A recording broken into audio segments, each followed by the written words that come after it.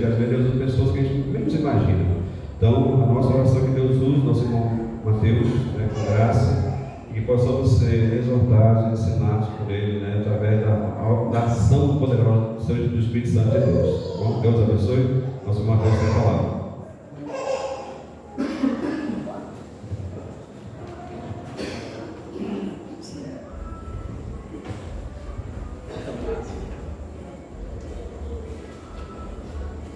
Meus amados irmãos, boa noite. Saúdo com a graça e a paz de nosso Senhor Jesus Cristo. Amém? Bom estarmos aqui nessa noite, no culto de adoração ao nosso Deus, no dia do Senhor, o dia que Deus separou para a adoração, para louvarmos e bendizermos o seu nome. Já adoramos o Senhor com louvores, leitura da palavra. Vamos adorá-lo agora ouvindo a sua santa palavra com fé, com o coração realmente inclinado para aprender do Senhor. Abra comigo a palavra do Senhor no Evangelho de nosso Senhor Jesus Cristo, segundo o relato de Mateus. Mateus capítulo 7.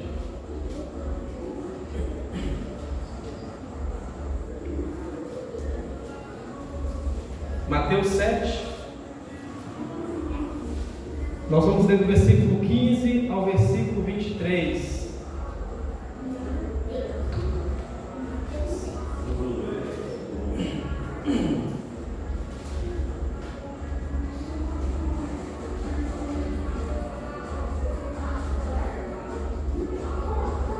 Mateus capítulo 7, do versículo 15 ao versículo 23.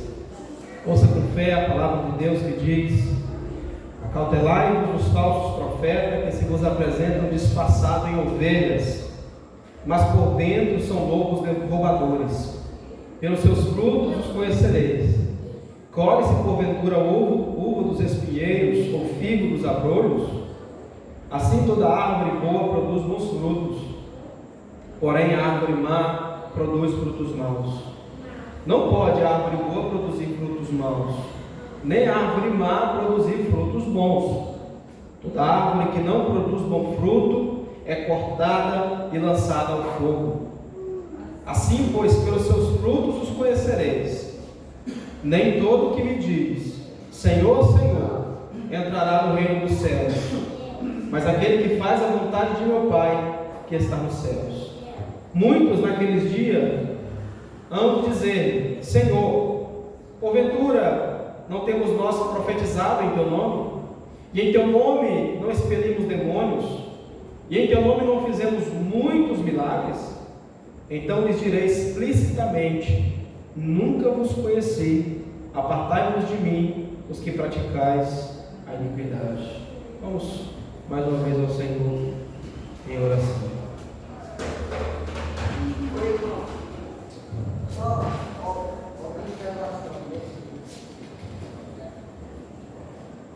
Bendito Deus, eterno Pai, Pai de nosso Senhor Jesus Cristo. Senhor, nós rogamos a Tua graça sobre nós, Pai, pedindo a Tua misericórdia, Senhor, o Teu favor. Tem compaixão de mim, da Tua igreja. Pai amado, fala conosco por meio da Tua palavra. Instrui-nos, Senhor amado, que sejamos edificados por ela, para que o Teu nome seja exaltado e glorificado no meio do Teu povo, Pai.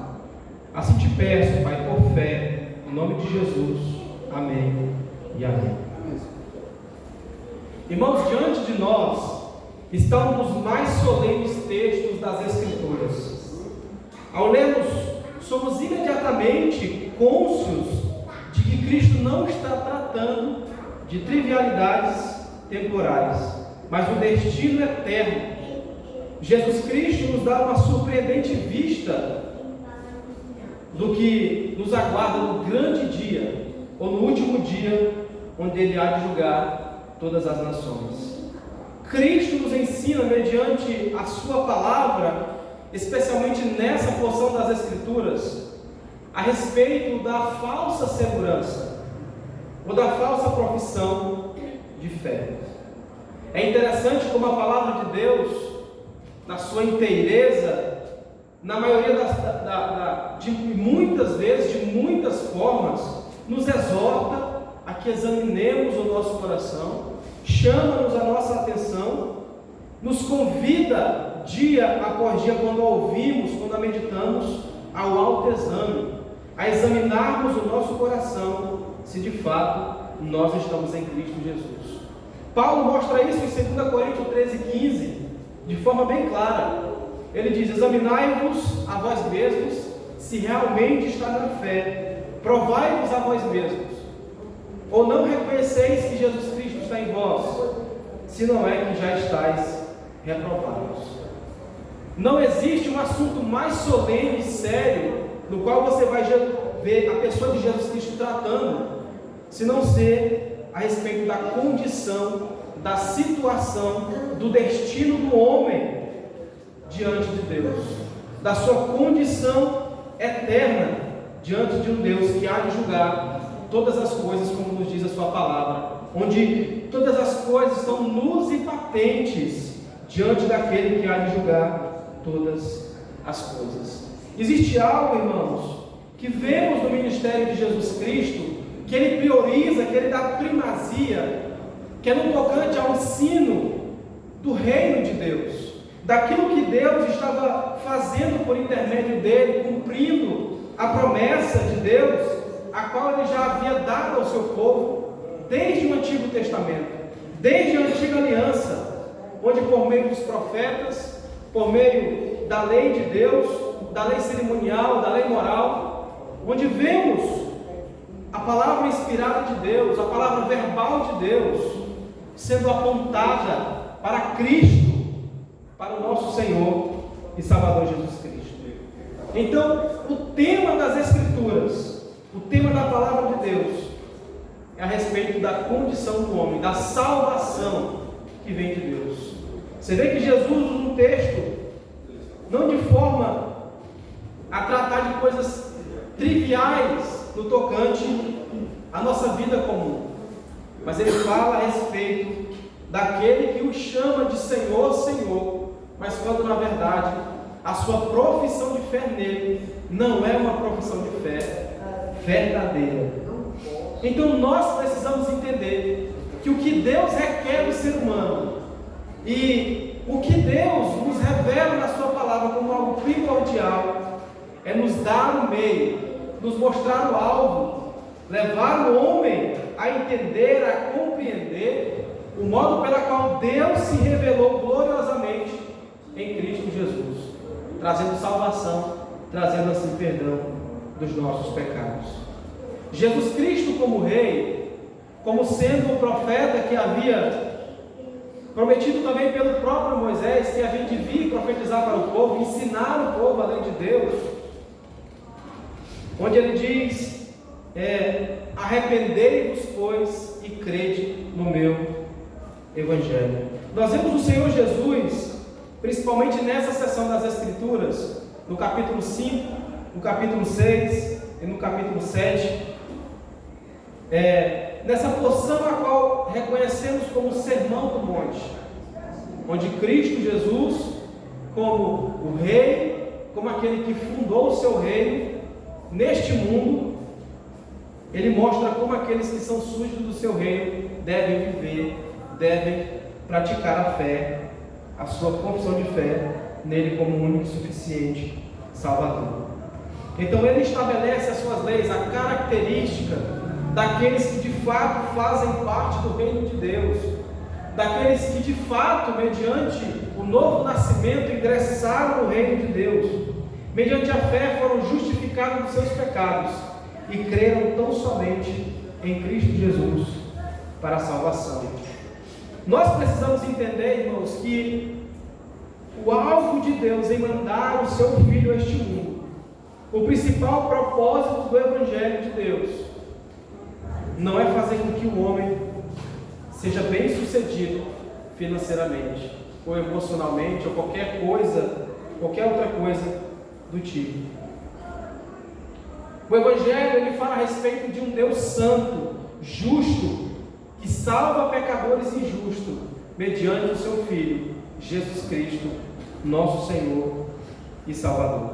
Então nós precisamos entender, nós que professamos a Cristo, precisamos entender de fato o que é essa salvação e do que Cristo veio nos livrar, do que Cristo estava advertindo aqueles que se diziam que faziam parte do seu reino. No capítulo 5, Jesus mostra as características, os adjetivos daqueles que de fato fazem parte do seu reino, daqueles que de fato ingressaram no reino de Deus. Ele, como rei, os seus súditos agora deveriam viver de acordo com a sua santa palavra. É interessante, irmãos, nós trazemos à memória que a fé na pessoa de Jesus Cristo não envolve somente uma fé, uma profissão de fé da boca para fora, porque a salvação de fato, ela é uma obra sobre-humana, sobrenatural de Deus, que de fato acontece no nosso coração mediante uma obra soberana de Deus. A Bíblia fala a respeito da salvação como lavar regenerador do Espírito Santo, transformando o nosso coração caído em um coração segundo Deus. Então é uma obra sobrenatural de Deus. É quando Deus poderosamente, por meio da pregação fiel do Evangelho, mediante Jesus Cristo, pela aplicação do Espírito Santo, nos chama eficazmente por meio do seu chamado glorioso em Cristo Jesus.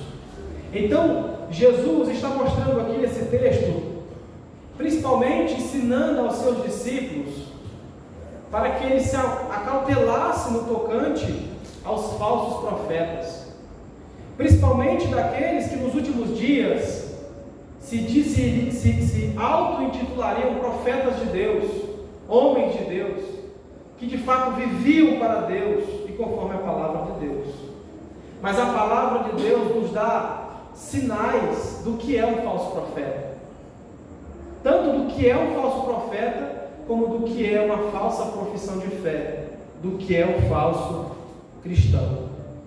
É interessante que muitos adeptos do cristianismo querem confessar a Cristo da boca para fora, mas quando de fato o seu coração não está nele, o seu coração não foi realmente transformado pelo Senhor. Então o principal objetivo de Cristo é chamar a nossa atenção para que nós, pelo autoexame do nosso coração, mediante as Escrituras, possamos realmente entender se de fato nós estamos em Cristo e se de fato somos esses súditos do seu reino. Jesus, após ensinar pregar para os seus discípulos todo aquele sermão do monte, no tocante às bem-aventuranças, no tocante à implantação do seu reino nesse mundo, e a forma como nós, como seus súditos, deveríamos viver, ele começa a finalizar essa sessão do Sermão do Monte, nos advertindo de forma séria e solene no tocante à nossa profissão de fé. Que de fato, nos últimos dias, se levantariam falsos profetas, homens que se intitulariam homens de Deus, quando na verdade interiormente são lobos devoradores, que querem na verdade destruir o povo de Deus, o rebanho do Senhor. É interessante como Cristo, irmão, nesse texto, ele mostra que nós podemos identificar o falso profeta pelos seus frutos. Olha o que ele diz no versículo 16: pelos seus frutos o conhecereis. Colhe-se porventura a uva dos espinheiros ou figo dos abrolhos? Assim toda árvore boa produz bons frutos, porém a árvore má produz frutos maus. Não pode um coração mau produzir fruto bom, assim também como um coração bom, regenerado por Deus, produzir frutos maus. Nós analisamos um falso profeta pelo modo como ele vive, se de fato ele vive a fé na prática, aquilo que ele professa com a sua boca. Se de fato aquilo que ele professa, ele vive na prática. Se de fato o Senhor e Salvador que ele professou é sim o Senhor da sua vida, é aquele na qual ele está submetido ao senhorio, se de fato Jesus Cristo ele governa e reina na sua vida, no seu coração. então é impossível uma árvore boa produzir frutos maus, assim como uma árvore mal produzir frutos bons. Toda árvore que não produz bom fruto, ela é cortada e lançada ao fogo. Assim, pois, pelos seus frutos o conhecereis. Irmãos, como que eu tenho certeza da minha salvação? Como que eu tenho certeza que a minha confissão de fé em Cristo Jesus não foi uma confissão vazia? Como que nós sabemos? Porque nós entendemos, já mediante a palavra, que a salvação, ela não dá uma melhoradinha no nosso caráter, no nosso modo de vida. A salvação, ela não influencia somente no nosso modo de se vestir, no nosso modo externo. A salvação, ela muda o nosso caráter, ela muda de fato o nosso coração, ela muda aquela natureza corrompida pelo pecado, caída em Adão. Deus o transforma soberanamente conforme a imagem e semelhança do seu Filho. Jesus está advertindo aqui os seus discípulos, tanto aqueles que se dizem apóstolos, profetas do Senhor, quanto aqueles que dizem seus discípulos, e que dizem com a sua boca e que confirmam com toda a convicção: Senhor, Senhor. Jesus, ele dá ênfase, porque de fato, quando um judeu, principalmente a gente vê isso no Antigo Testamento, quando queria se dar ênfase a algo, ele repetia a frase, ou repetia o termo. Nós vemos isso claramente no livro de Isaías, no capítulo 6, onde Isaías dá ênfase à santidade de Deus, onde ele diz que no ano em que morreu o rei Uzias, eu vi o Senhor assentado sobre um alto e sublime trono, e o seu séquito enchia o templo, e havia sobre ele serafins. Cada um tinha 6 asas, com 2 cobriam os pés, com 2 cobriam o rosto, e com 2 voavam e clamavam uns aos outros: Santo, Santo, Santo é o Senhor dos exércitos. Então, nas Escrituras, quando algo se repete, é quando quer se dar ênfase àquilo. Isaías está querendo mostrar, de fato, que Deus é santo, puro, transcendente, aquém de nós. Jesus usa a mesma didática como seus evangelhos. Quando ele vai ensinar algo, ele fala: em verdade, eu vos digo. E aqui ele dá ênfase de forma negativa, onde aqueles que no último dia, onde vamos ver, no último dia onde Deus há de julgar todos, vivos e mortos, por meio de Jesus Cristo, nosso Senhor. Se nós olharmos, irmão, do ponto de vista a qual Jesus quer mostrar, nós podemos enxergar que haverá grande coleta e separação de toda a raça humana. De um lado estará uma grande multidão, que ninguém pode contar, de toda tribo, nação, povo e língua, e ficarão diante do trono do Cordeiro, vestido de vestiduras brancas, e clamarão em alta voz, dizendo: ao nosso Deus, que se assenta no trono, e ao Cordeiro pertence a salvação, como diz Apocalipse 7, 9 e 10. São esses os que se encontram aprovados por Deus, e foram de fato convidados para a entrada no gozo do seu mestre. São recebidos na cidade do Deus vivo, pelos anjos e santos aperfeiçoados, e habitarão para sempre na presença de Deus e do Cordeiro. Toda lágrima será limpa dos seus olhos, todo sofrimento, a morte e o luto terá fim na vida daqueles que de fato foram aprovados por Deus, que de fato creram em Cristo para a sua salvação. Mas olhamos também do lado oposto, onde vemos outra grande multidão, incontável, de todas as nações, tribos, povos e línguas, que foram também chamados contra a sua própria vontade diante do trono do céu, para reconhecer o senhorio daquele que está sentado no trono. Seu rosto outrora ousado, por dizer que de fato criam em Cristo, mas agora envergonhados diante daquele que sabe de todas as coisas e que conhece todos os corações. Outrora com nariz altivo, e pela soberba e orgulho do seu coração, mas agora os seus rostos agora estão envergonhados, estão atemorizados pela face daquele que está sentado no grande trono. Estarão curvados de medo, sem a graça do Senhor, desprovidos de toda misericórdia, de toda graça, e vis, a ponto de clamar sobre os montes, como diz em Apocalipse, e os rochedos, para que caiam sobre ele, porque eles não conseguem ver a face daquele que está sentado sobre o trono, para que de fato as montanhas, os rochedos caiam sobre ele, porque eles não conseguem contemplar a face daquele que julga todas as coisas, daquele que é santo, que está sentado sobre o alto e sublime trono, pois não poderão se esconder da luz inacessível de Deus e do Cordeiro, que irá julgar a todos. E de repente, irmãos, aqueles que agora, outrora ousados, por se dizerem de fato cristãos e habitar no reino de Deus, agora serão totalmente silenciados e receberão uma sentença do próprio Cristo: apartai-vos de mim, os que praticais a iniquidade.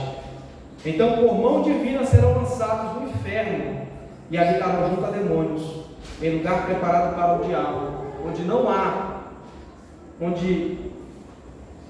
o verme não morre, onde a ferida não cicatriza, e onde de fato eles sofrerão eternamente pelo fogo eterno, pela ira santa de Deus. Talvez nós olhemos com a perspectiva, olhando para esse texto, e olhamos às vezes de forma superficial, mas vemos aqui uma declaração de Cristo muito solene e séria.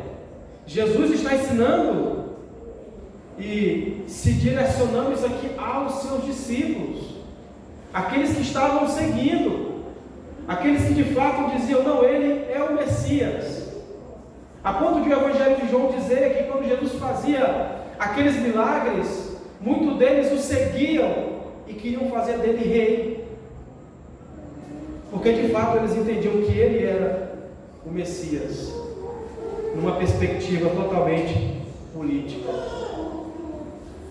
Então esses que professavam, que diziam-se súditos do Senhor, pela sua profissão de fé, uma profissão de fé vazia, serão envergonhados diante daquele grande trono, onde você, irmãos, onde esses não irão ouvir da parte do Senhor: vinde benditos de meu Pai, para o reino que vos está preparado muito antes da fundação do mundo, mas que ouvirá da boca do próprio Deus: apartai-vos de mim, malditos, vós que praticais a iniquidade, pois eu nunca vos conheci. Olha só o teor que Cristo está ensinando. Não é uma pessoa que professou a fé, que caminhou, que leu a Bíblia, que participou de uma igreja e que depois se desviou.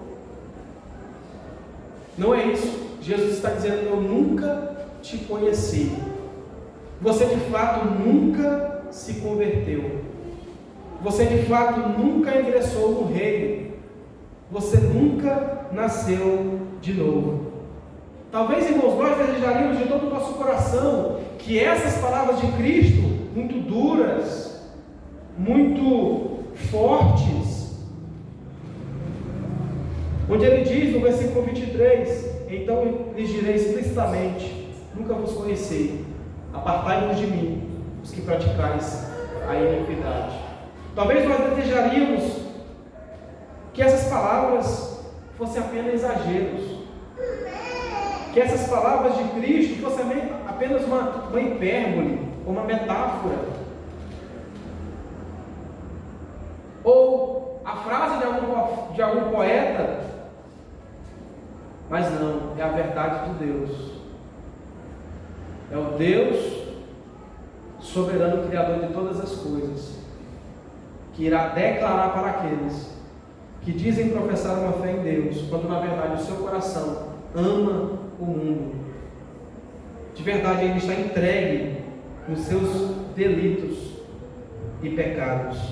Jesus, irmãos, após dar todo aquele ensinamento aos seus discípulos, onde vemos a gloriosidade do Sermão do Monte, nós vemos que nessa última sessão, ele exortando os seus discípulos no tocante ao auto-engano, onde muitos se intitulam cristãos, crentes, que professam a fé em Deus, mas que na verdade, essa fé que ele tem em Cristo é uma fé de interesses, é uma fé que não é comprometida com o Senhor Jesus, onde de fato Cristo Jesus, ele não governa o nosso coração, onde essa pessoa que professa a fé em Cristo, ela não se submete verdadeiramente ao senhorio de Cristo Jesus.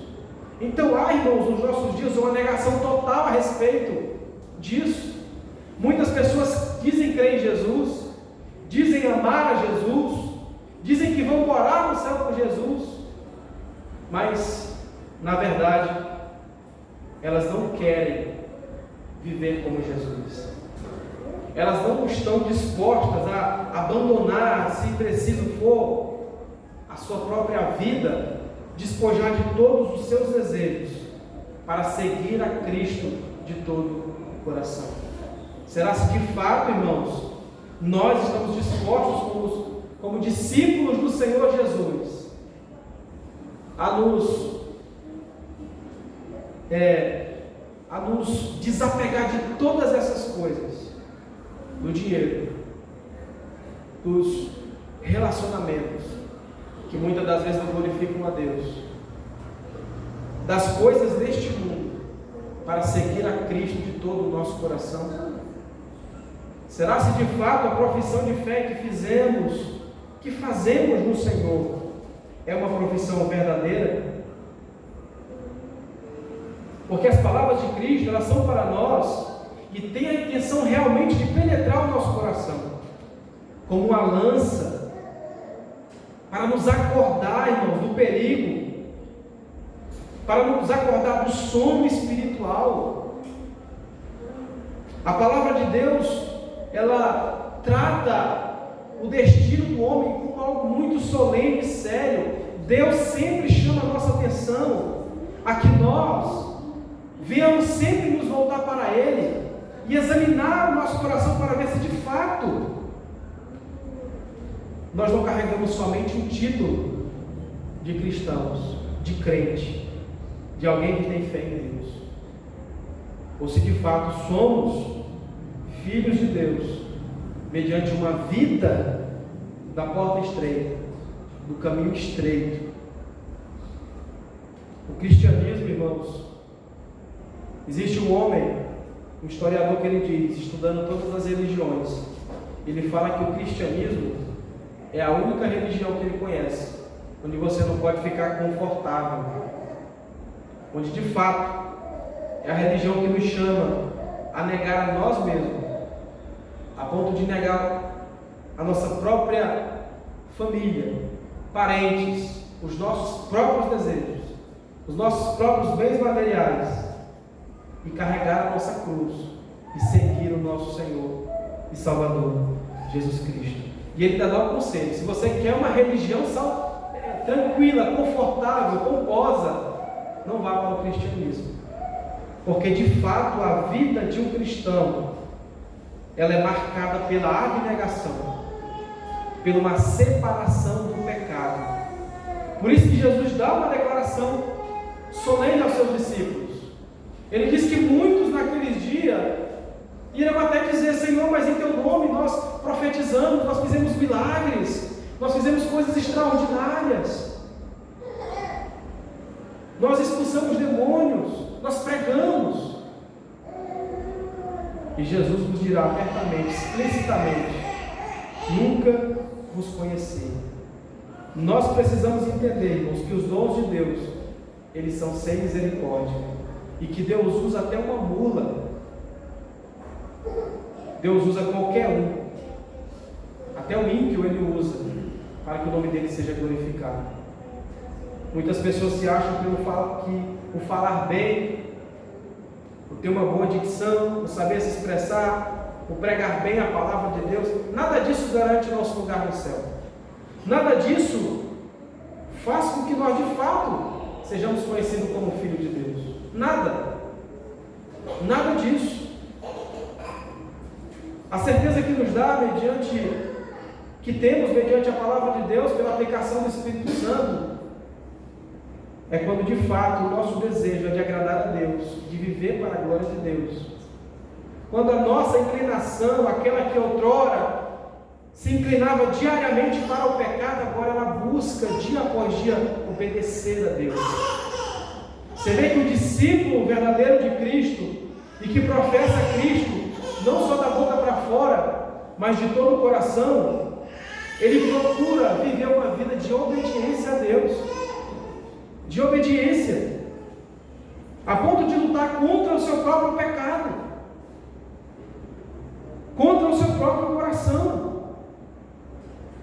Porque de fato, irmãos, é muito fácil nós apontarmos e olharmos o pecado dos outros. Mas muitas das vezes, quando somos confrontados por Deus, pela sua palavra, nós vemos que de fato quem está errado somos nós.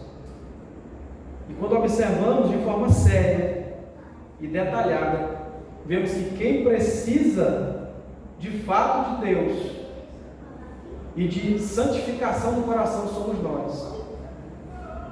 Nós somos rápidos e fáceis para julgar, mas a vida do verdadeiro cristão é marcada pela confissão de pecado, pelo desejo contínuo de obedecer a Deus e de viver para a sua glória. Então as Escrituras exigem, irmãos, que questionemos e examinemos com o máximo cuidado o nosso coração. Será se de fato nós o conhecemos a Jesus? Será se de fato somos por Ele conhecidos pelo Senhor? Será se está tudo bem realmente com a nossa alma? E de fato, se Deus nos levar nessa noite, será se realmente temos a convicção pela fé em Cristo que estaremos com o Senhor, na presença do Senhor? Será se de fato repousa em nosso coração esse deleite? Irmãos amados, o nosso destino eterno está em jogo, e a possibilidade do auto-engano é bem grande. É bem grande. Você já pensou se deparar em viver toda uma vida de religiosidade, de dedicação a uma igreja, a pessoas, e no fim você ser reprovado? E no fim você ouvir essas palavras do Senhor Jesus, dizendo: apartai-vos de mim. Isso é realmente algo duro, mas que de fato o próprio Cristo nos alerta, chama a nossa atenção para examinarmos a nossa fé, para ver se de fato estamos em Cristo Jesus. Nesse texto, Jesus não está falando a discípulos secretos, aqueles que dizem crer nele, mas que se escondem. Não. Ou aqueles que têm vergonha de confessá-lo publicamente. Negativo. Ele dirige a sua advertência aos que parecem, de fato, professá-lo, proclamá-lo, a ponto de dizer: Senhor, Senhor. Sim, Jesus Cristo, Ele é o Senhor da minha vida. Então ele se dirige a essa classe de cristãos, aqueles que o seguiam. Seu senhorio de maneira e que colocavam de forma enfática o senhorio de Cristo, a ponto de dizer: Senhor, Senhor. A ponto de dizer: esse profeta, esse Messias é o Senhor da minha vida. E Jesus diz o quê? Nunca vos conheci. Apartai-vos de mim, que praticais a iniquidade. Nós percebemos, irmãos, que levamos um choque de realidade espiritualmente quando colocamos o nosso coração diante da palavra de Deus, quando realmente colocamos a palavra como espelho diante de nós e conseguimos ver os nossos pecados, as nossas debilidades. E de fato essa é uma terrível verdade, que nos leva a concluir que uma mera confissão de fé, um mero batismo, um mero qualquer coisa externa, uma mera fé em Cristo Jesus, não vale nada se não for acompanhada pelo fruto essencial que possa mostrar a autenticidade da sua fé. Então é improvável alguém dizer que crê em Deus e viver como um demônio. Jesus diz que aquele que me ama, aquele que diz ser meu discípulo, João fala isso, ele deve andar como Cristo anda. Como Cristo ama. Nós sabemos que o cristão verdadeiro, de fato, ele nunca vai conseguir obedecer a Deus perfeitamente nesse mundo. Nunca. Nós nunca, de fato, vamos prestar a Deus uma verdadeira obediência. Nunca vamos conseguir fazer isso aqui. E não é isso que Jesus está querendo dizer. Quando ele fala, quando precisamos nos sujeitar ao seu senhorio, a ter como Senhor da nossa vida. Mas quando ele fala a respeito de nós nos submetermos, é quando de fato alguém professa Ele como Senhor e Salvador da sua vida, essa pessoa de fato demonstrará em sua vida frutos que de fato comprovará a autenticidade da sua fé, que de fato vai comprovar que essa pessoa crê em Deus, crê em Cristo. Existem, irmãos, em nossos dias pregações que manipulam a salvação, onde muitos têm pautado a sua salvação numa fé vazia, numa fé que não é acompanhada por fruto. Nós sabemos de toda certeza, mediante as Escrituras, que a salvação não é pelas obras, é pela graça. Mas o coração que recebeu a graça de Deus, ele pratica obras, ele vive de modo a agradar a Deus, em obediência ao Senhor. Então Jesus declara que nem todo que o chama de Senhor entrará em seu reino, somente aquele que fizer a vontade de meu Pai que está no céu. Então, de fato, irmãos, não adianta eu dizer que sou crente, que sou cristão, que creio em Jesus, quando de fato o meu desejo, que a minha vontade não é de obedecer a Deus. Se o meu coração ainda está preso ao mundo e aos desejos carnais, das concupiscências do nosso coração, e se de fato eu sou preso por isso e amo essas coisas, eu de fato não fui transformado pelo Evangelho, e de fato a minha confissão ela pode ser vazia e não comprove nada, que de fato eu vou entrar no reino dos céus.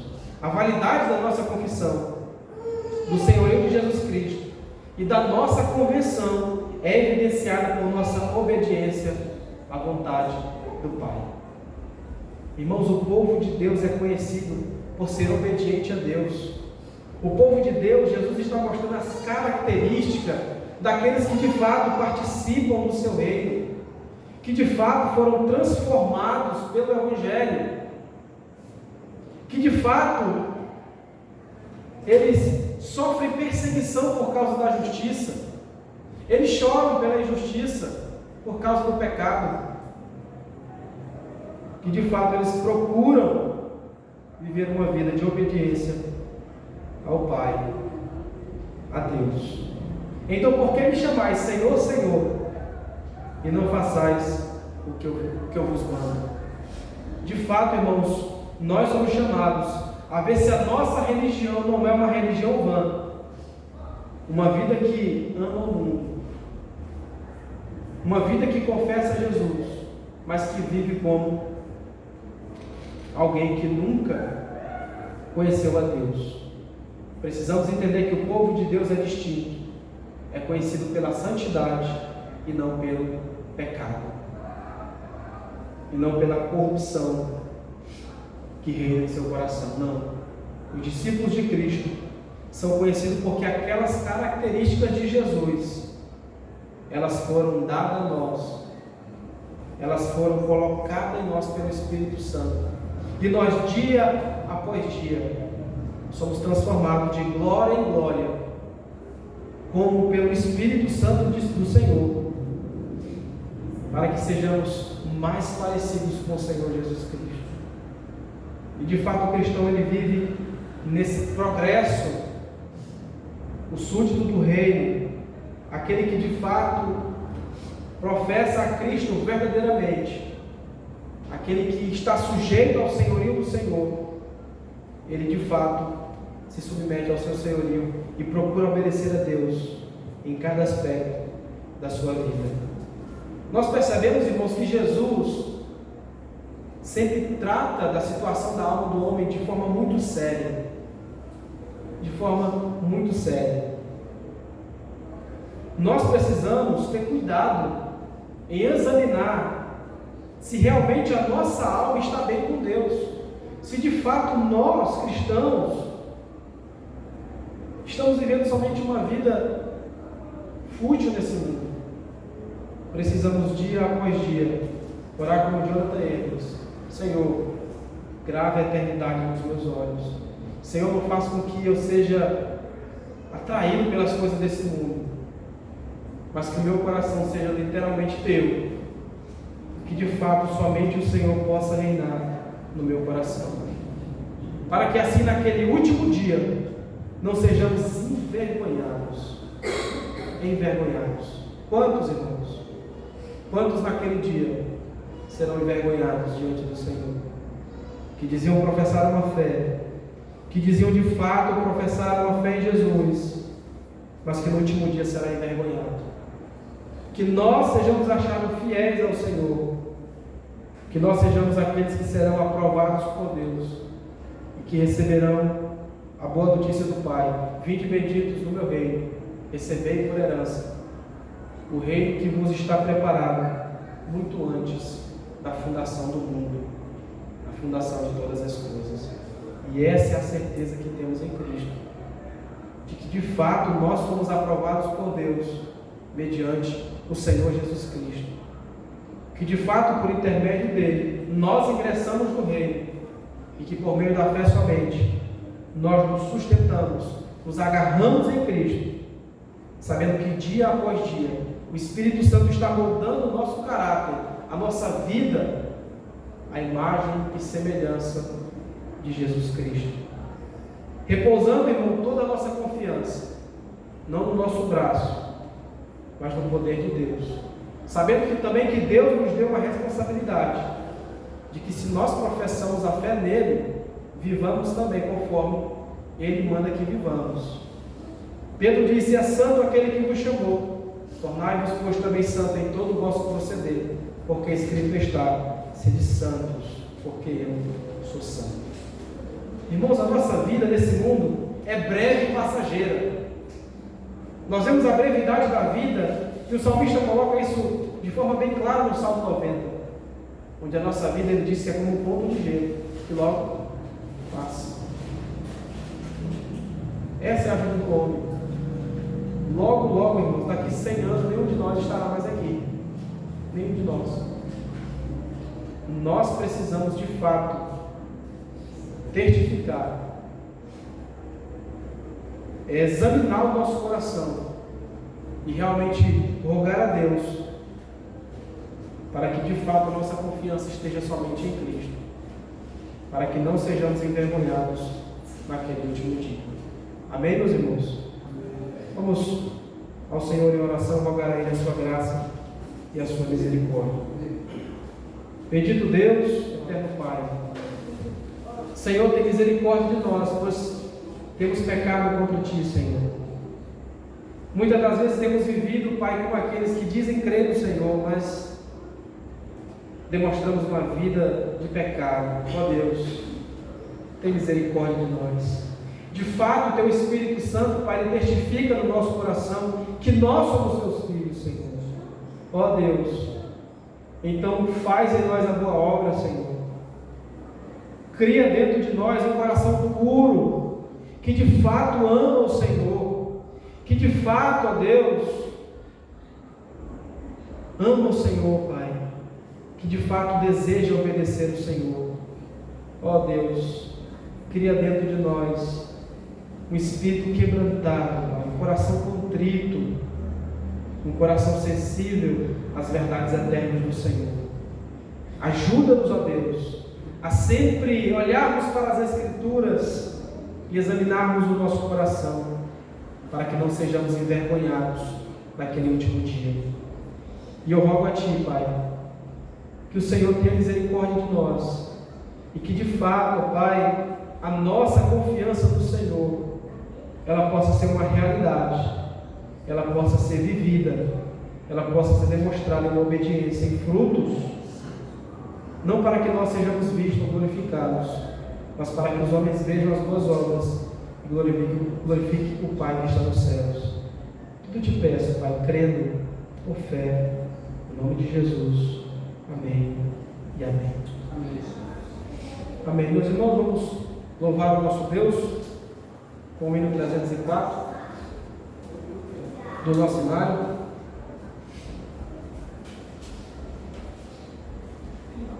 Os irmãos lembram o meu daquele Belas Palavras de Vida?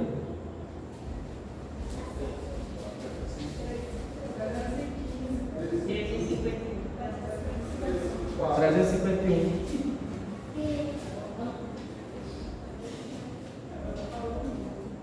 Antônio?